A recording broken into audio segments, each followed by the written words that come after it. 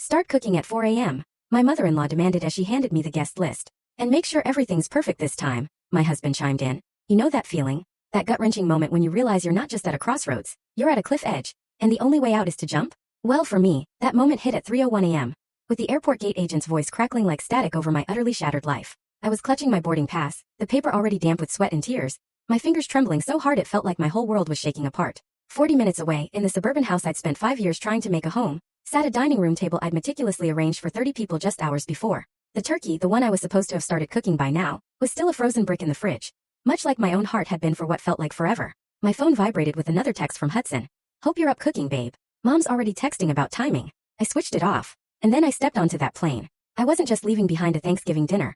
I was abandoning a life that had slowly, insidiously strangled me, one helpful suggestion and dismissive comment at a time. As the plane climbed into the dark pre-dawn sky, I pressed my forehead against the cold window, watching the city lights blur and fade below. Somewhere down there, Vivian, my mother-in-law, would arrive at 2 p.m. expecting her perfect feast. And Hudson, he'd stand there, utterly confused, probably calling me selfish for the very first time to my face, instead of behind my back to his mother. But I wouldn't be there to see the shock in their eyes. I wouldn't be there to apologize. For once in 5 years I wouldn't be there at all. And that thought, it terrified and thrilled me in equal measure. Just 3 days earlier, the sound of Vivian's heels clicking across our hardwood floor always reminded me of a judge's gavel, sharp, decisive, final. She swept into our kitchen like she owned it, which, according to Hudson, she practically did since they'd helped us with the down payment. Isabella, darling. Her voice had that particular, saccharine tone she used right before she'd assigned me some Herculean task disguised as a favor. We simply must discuss Thanksgiving arrangements. I was elbow-deep in dishwater, cleaning up from the dinner I just served them. Hudson's favorite pot roast, with all the sides his mother had taught me to make the right way, during my first year of marriage. My hands were raw from the scalding water, but I'd learned not to wear rubber gloves around Vivian. She once commented they made me look unprofessional. Of course, I'd replied, forcing a bright, cheerful note into my voice. What can I do to help?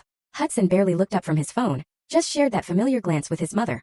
I'd seen it thousands of times over the years. A silent, coded communication that utterly excluded me, as if I were a child who couldn't be trusted with adult conversations. Vivian reached into her designer purse and pulled out a folded piece of paper. The way she handled it with such solemn ceremony made my stomach twist into knots. She placed it on the counter next to me with the precision of someone presenting evidence in court.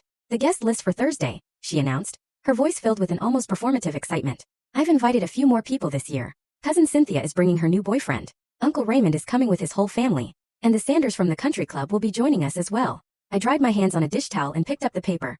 Full story on the channel. Link below. Click now and watch what happened next.